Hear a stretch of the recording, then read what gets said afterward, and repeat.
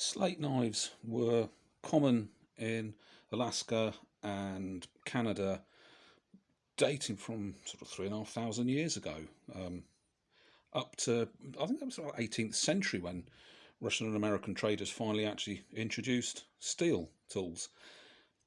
Some were made of flint. Areas where there wasn't a lot of flint, or let's face it, when you got permafrosted and probably not that easy to go digging stuff out, um, they were used. They were handled on. There you go. Dead easy to make. This is a piece of pine. They were often made out of bone. Drilled along here, drilled through here, dug that out with a knife. This unfortunately isn't proper leather. It's a sort of imitation cord. I did try making some leather cord, but wasn't actually as easy as I thought.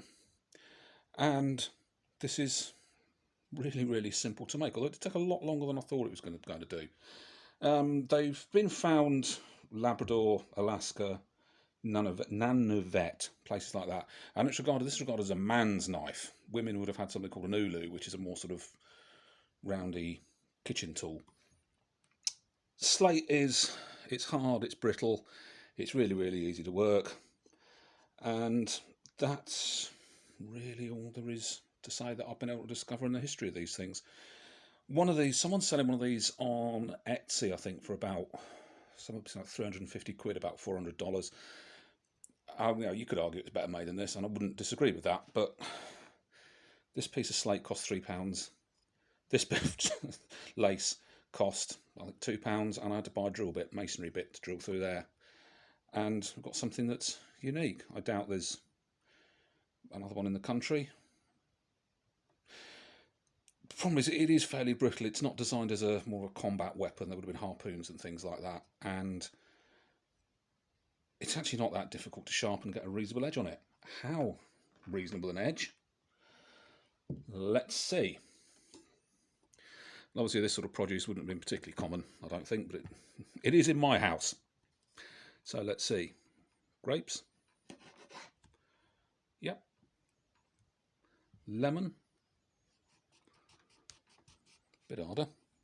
Not the freshest lemon either, really.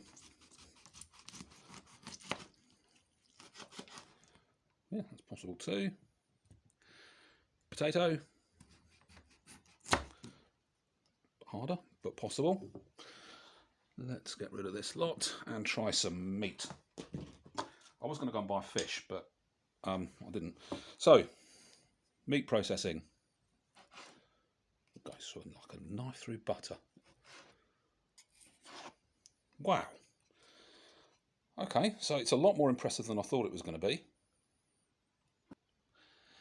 And it was certainly quite a fun project to try. And I'd say it was easy, but it took quite a while. I've never really worked slate before, and I had to wait for it to be delivered. And it was delivered broken in half, so the blade isn't quite as long as you often see on these. They tend to come to about here, but I wasn't going to hang around for it anymore. I don't think there's a great deal else I can say about it. Oh yes, there is. How is it going at cutting hide? This is a little bit of leather lace. Not really the things these were really well known for. Straight through. I'm actually impressed that you can actually get a reasonable edge on a bit of slate.